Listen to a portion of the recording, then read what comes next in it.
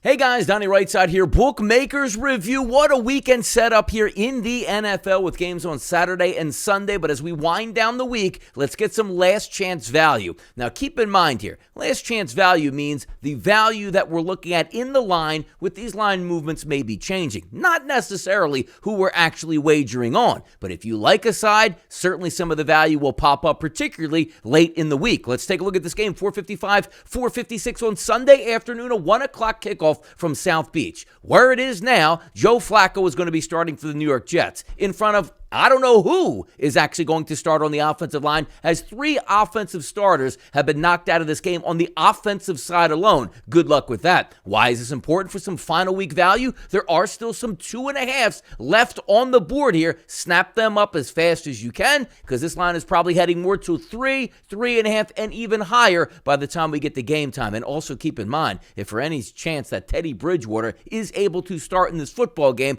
that line certainly will rocket north. Not to say you like to bet on the Miami Dolphins, but there's some last chance value to keep this line at 3 or less at this point. Game number 2 we'll take a look at, 469, 470, and that is the Chargers and the Denver Broncos. If we're looking at the lines across the board, there are still some 2.5s out here for the Denver Broncos. Donnie, why would you be betting the Denver Broncos in this instance? Understand this. If the Cincinnati Bengals, now favored by close to 10 points against the Baltimore Ravens, beat them, that means the Chargers are locked in to the number 5 overall seed and will be resting their starters in Denver by kickoff. Russell Wilson should have a decent game in that one going up against backups. The Denver Broncos probably trying to win this game, not worried about draft position because they don't have their first-round draft pick this year. The Denver Broncos might get a free victory here, but again, late in the week, last chance opportunity to keep that at 3 or less. Those options are still out here. Game number 3 we'll talk about, 459, 460, the Detroit Lions and the Green Bay Packers. For me, again, I'm liking the Detroit Lions side of this thing, but keep in mind, if we're looking right now, the Green Bay Packers at 4.5 as they're listed across the board.